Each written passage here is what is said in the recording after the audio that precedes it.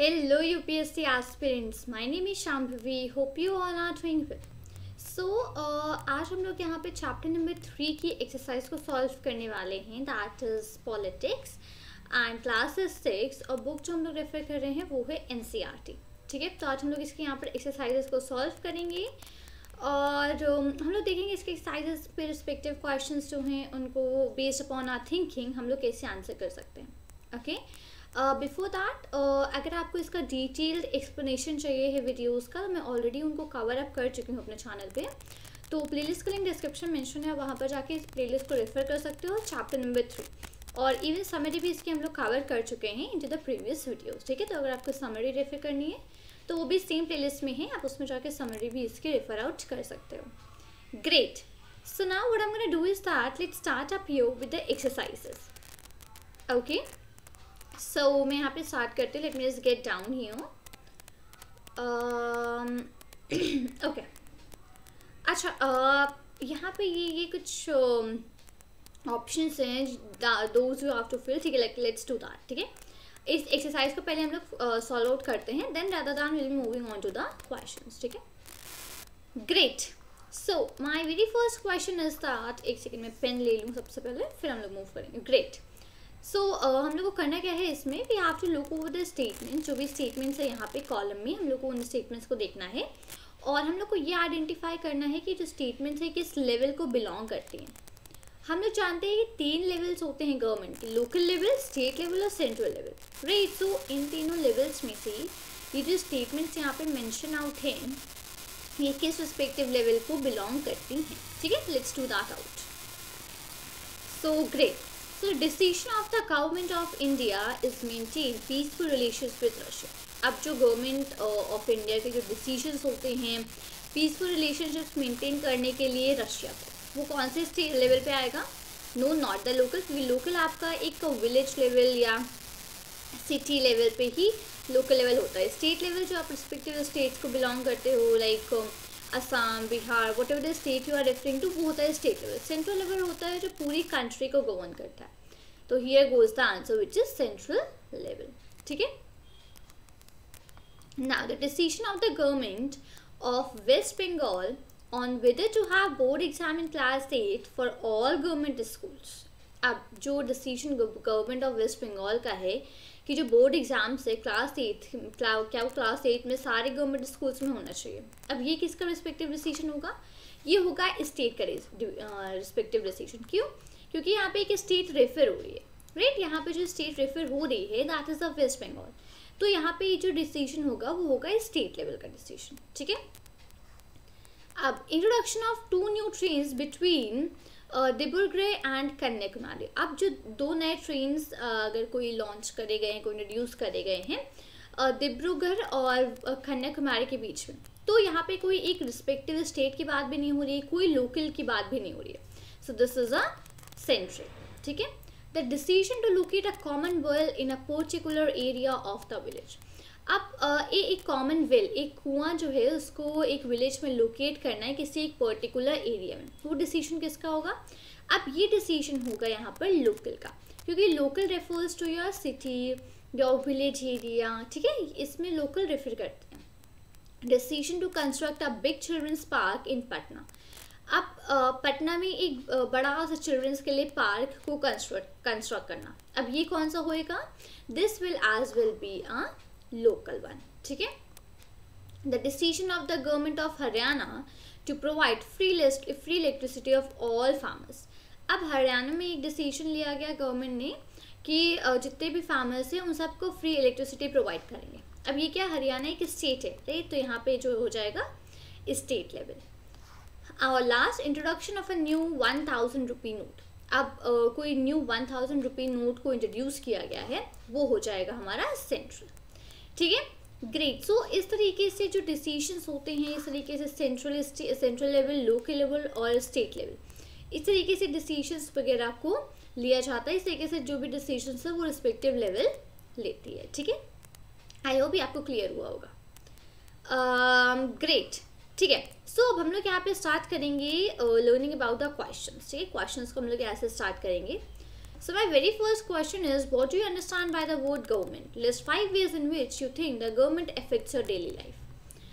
आप सबसे पहले द वर्ड जो कि गवर्नमेंट, उससे मतलब what do you mean by that word government, और नेक्स्ट है कि आपको कोई 5 वेज बताने हैं जिससे कि गवर्नमेंट जो है वो आपकी डेली लाइफ को अफेक्ट करती है। ठीक, सबसे पहले गवर्नमेंट एक सिस्टम है गवर्न जो कि किसी स्टेट या किसी कम्युनिटी को गवर्न करते हैं, right. Government is a system of governing a state और अ कम्युनिटी, ठीक है।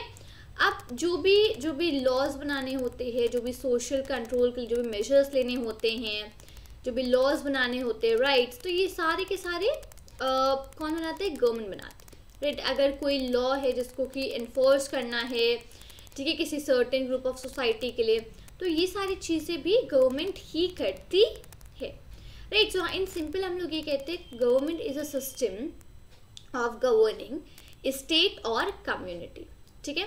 अब किस तरीके से गवर्नमेंट हमारे डेली लाइफ को अफेक्ट करती है, तो सबसे पहले जो रोड्स वगैरह बिल्ड हो रही हैं, जो इंफ्रास्ट्रक्चर्स वगैरह हैं, तो उन सब चीज़ों का डिसीजन कौन लेता है? उन सारी चीज़ों का डिसीजन गवर्नमेंट लेती है।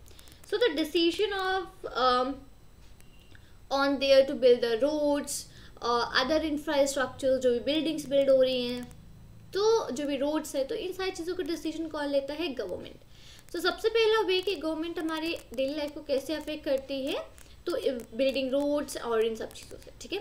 सेकेंड गोज कि बहुत सारे सोशल वेलफेयर प्रोग्राम्स लॉन्च करे जाते हैं, बहुत सारे सोशल वेलफेयर प्रोग्राम्स लॉन्च करते हैं, जैसे कि लाइक बेटी बचाओ बेटी पढ़ाओ, ठीक है, टू सेव द इन्वायरमेंट, ठीक है, और टू प्लांट द ट्रीज। तो इन सारी चीज़ों के लिए अलग अलग प्रोग्राम्स लॉन्च करे जाते हैं। तो ये क्या है? ये सोशल वेलफेयर ही है, राइट। तो इन सारी चीज़ों के लिए कई सारे प्रोग्राम्स वगैरह लॉन्च करे जाते हो, उन सब का डिसीजन भी गवर्नमेंट ही लेती है, ठीक है ना। अब जो डिसीजन है जैसे कि कुछ इम्पोर्टेंट गुड्स जैसे कि पेट्रोल, अनियन, सो इन सारी चीज़ों को मतलब इन सारी चीज़ों की प्रॉपर सप्लाई वगैरह, इन सारी चीज़ों का डिसीजन भी गवर्नमेंट ही लेती है। नेक्स्ट जो हमारी बाउंड्रीज़ हैं उनको प्रोटेक्ट करना, ठीक है, जो भी हमारी सीमाएं हैं उनको प्रोटेक्ट करना, और दूसरे कंट्रीज़ से अच्छे पीसफुल रिलेशनशिप्स मेंटेन करना, तो ये सारे काम भी गवर्नमेंट के ही होते हैं।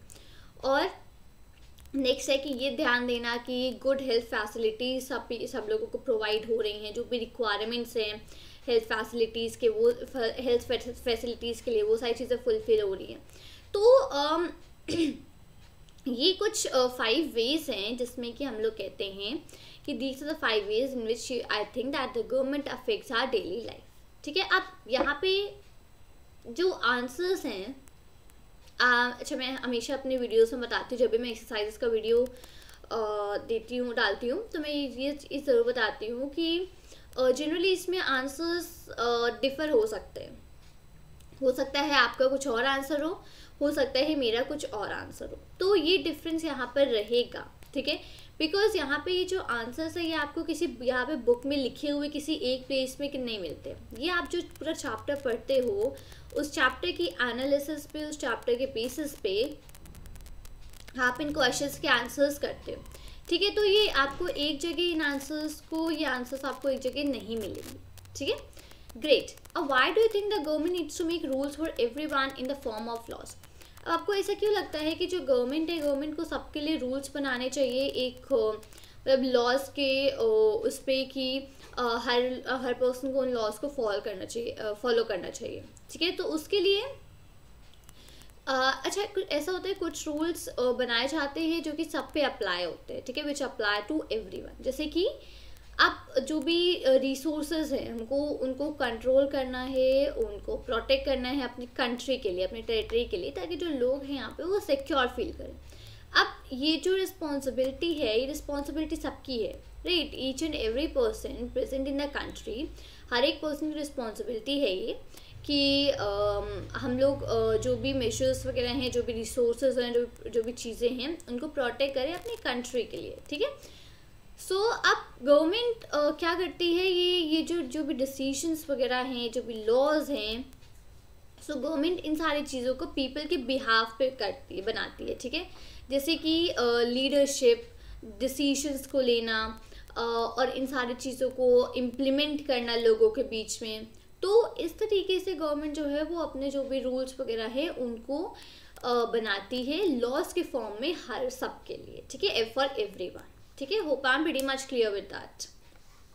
तो ये था हमारे सेकेंड क्वेश्चन का answer. Next is name two essential features of a democratic government. Democratic government के 2 एसेंशियल फीचर्स क्या हैं? पहला है कि the government is answerable to the people, ठीक है। मतलब कि गवर्नमेंट जो है वो लोगों को अपनी जो भी चीज़ें हैं, जो भी रिस्पेक्टिव, मान लीजिए कोई लॉज इम्प्लीमेंट करे या कोई भी डिसीजंस लिए, तो इन सारी चीज़ों के लिए आंसरेबल है गवर्नमेंट लोगों को, ठीक है। And second is people elect their leaders to govern the nation through the process of elections. और यहाँ पे जो भी डेमोक्रेटिक कंट्री होती है वहाँ पे इलेक्शंस होते हैं और इलेक्शंस के थ्रू आप अपने लीडर्स को इलेक्ट कर सकते हो, ठीक है। और फाइनली वो अपना एक गवर्निंग कम्युनिटी बनाते हैं और फाइनली वो कंट्री को गवर्न करते हैं। ये पूरा प्रोसीजर होता है डेमोक्रेटिक में, राइट। तो ये सेकंड पॉइंट है यहाँ पे एसेंशियल फीचर जो डेमोक्रेटिक गवर्नमेंट का है कि लोग यहाँ पे अपने लीडर्स को इलेक्ट करते हैं जो कि कंट्री को गवर्न करते हैं। और ये जो इलेक्शन होता है, ये जो पीपल को हम लोग इलेक्ट करते हैं लीडर्स को, ये प्रोसेस होता है इलेक्शंस का, ठीक है। Great. Next goes my question number 4. What are the suffrage movement? What did it accomplish? अच्छा, अभी सफरेज मूवमेंट क्या था और ये अकम्प्लिश कैसे हुआ? सफरेज का मीन्स था राइट टू वोट। अगर आपने ढंग से पढ़ा होगा चैप्टर, तो मैंने जो भी वीडियोस मतलब बताया है वीडियोस में, अगर आपने उसको ध्यान दिया होगा तो हम लोगों ने पढ़ा था उसमें कि यूएसए और यूरोप, 2 कंट्रीज़ की जो विमेंस थी उन्होंने सफरेज मूवमेंट चलाया था। जनरली यूएसए की विमेंस ने सफरेज मूवमेंट चलाया था जहाँ पे कि right to vote for the women's, इस चीज़ का मूवमेंट उन्होंने चलाया था, ठीक है। तो सफरेज का मतलब होता है राइट टू वोट करने का अधिकार। पहले जो वुमेन थी और जो पुअर वुमेन थी यूएसए की, ठीक है, उनके पास राइट टू वोट नहीं था, उन्हें वोट करना अलाउ नहीं था। Even in India as well, हम लोगों ने पढ़ा था कि इंडिया में भी इंडिपेंडेंस से पहले जो भी पीपल, जो भी मेंस होते थे, जो भी मेंस एजुकेटेड होते थे और जो मेंस अपनी खुद की लैंड को ओन करते, मतलब जिनके पास खुद की ज़मीन होती थी, सिर्फ वही मेंस वोट कर सकते थे। उसके सिवा पुअर वोट नहीं कर सकते थे, जिनके पास खुद का लैंड नहीं होता था वो वोट नहीं कर सकते थे, विमेंस नहीं कर सकती थी, कोई वोट नहीं कर सकता था। तो ऐसे ही यूएसए में भी था कि वहाँ पे जो विमेंस थी उनको वोट करने का राइट नहीं था। तो उन्होंने अपने राइट्स के लिए लड़ाई लड़ी थी और इसी का नाम उन्होंने रखा था यहाँ पर the suffrage movement, right to vote movement, ठीक है। तो इस मूवमेंट में उन्होंने मतलब काफ़ी सारी विमेंस वगैरह इकट्ठा हो गए, उन्होंने इस रिस्पेक्टिव मूवमेंट में अपने राइट्स के लिए लड़ाई लड़ी थी। और फाइनली उनको 1920 में, यूएसए की विमेंस को 1920 में वोट करने का राइट मिल गया था और यूके की विमेंस को 1928 में, ठीक है, 1920 और 1928 में यूएसए और यूके की विमेंस को वोट करने का राइट मिल गया था, ठीक है। Next excuse me. अब Gandhi ji strongly believe that every adult in India should be given the right to vote. However, a few people do not share the views. They feel that illiterate people who are mainly poor should not be given the right to vote. What do you think? Do you think this would be a form of discrimination? Give 5 points to support your view and answer these with the class. Okay. अच्छा, यहाँ पे भी next question है कि गांधी जी ऐसे strongly believe करते थे कि हर एक एडल्ट को वोट करने का राइट होना चाहिए, बट रादर दैन कुछ लोगों का ऐसा मानना भी था कि जो इलिटरेट पीपल हैं, जो पुअर पीपल हैं, उनको राइट टू वोट नहीं देना चाहिए।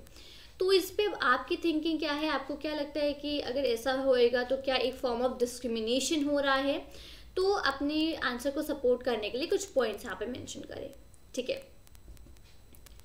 अच्छा, जितनी भी डेमोक्रेसीज हैं, ठीक है, जितने भी डेमोक्रेटिक कंट्रीज़ हैं, जितनी भी डेमोक्रेसीज हैं, उन सब में पुअर और इलिटरेट, चाहे पुअर हो और चाहे इलिटरेट हो, सबको राइट टू वोट है। मतलब कि वहाँ पे कोई भी वोट कर सकता है, जो भी डेमोक्रेसीज हैं सब में। और जो इंडिया का कॉन्स्टिट्यूशन हमने चैप्टर नंबर 2 में पढ़ा था, इंडिया का कॉन्स्टिट्यूशन में कहता है कि जितने भी सिटीजन्स हैं सब इक्वल हैं, ठीक है। All the citizens of India are equal, ये हमारा कॉन्स्टिट्यूशन ऑफ इंडिया कहता है। तो इस तरीके से अब यहाँ पे अगर पुअर्स को और इलिटरेट को वोट करने के लिए अलाउंस दिया जाता है, so as a form of ये कोई भी गलत बात नहीं है, ठीक है। अब यही चीज़ें जैसे कि जो भी गवर्नमेंट हम लोग इलेक्ट करते हैं, तो उसमें हर एक सिटीजन्स को राइट होना चाहिए अपने लिए गवर्नमेंट को इलेक्ट करने का, ठीक है। चाहे वो इलिटरेट हो, चाहे वो पुअर हो, तो बट सबको गवर्नमेंट इलेक्ट करने का राइट होना चाहिए। सो यही कुछ रीजंस हैं कि in that the poors and the illiterate should as well be given the right to vote, ठीक है। ग्रेट। सो यहाँ पे ये हम लोग के क्वेश्चंस होते हैं फिनिश अप। ये एक्सरसाइज हम लोगों ने पूरी यहाँ पे फिनिश अप कर ली है। ग्रेट। सो होप सो कि आपको ये चैप्टर पूरा समझ में आया होगा, और जितनी भी चीज़ें हम लोगों ने यहाँ पे डिस्कस करी गवर्नमेंट के बारे में, टाइप्स ऑफ गवर्नमेंट की, गवर्नमेंट क्या होती है, गवर्नमेंट के रूल्स रेगुलरिटीज़, क्या काम होता है, कितने फॉर्म्स होते हैं गवर्नमेंट के, कितने लेवल्स होते हैं, सब चीज़ें हम लोगों ने डिस्कस करी, राइट। सो उम्मीद करती हूँ कि आपको ये वीडियो अच्छा लगा होगा। वीडियो अच्छा लगा हो तो वीडियो को लाइक करें, अपने फ्रेंड्स के साथ शेयर करें, और चैनल को सब्सक्राइब करना मत भूलिएगा। मिलती हूँ आपसे नए वीडियो के साथ। चलिए, thank you and take care. जय हिंद।